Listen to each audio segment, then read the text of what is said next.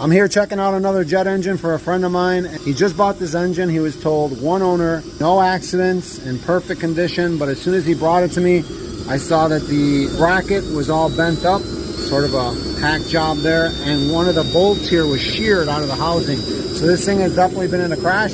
But we're gonna start it up and see if it runs okay. See if it got ripped off or not.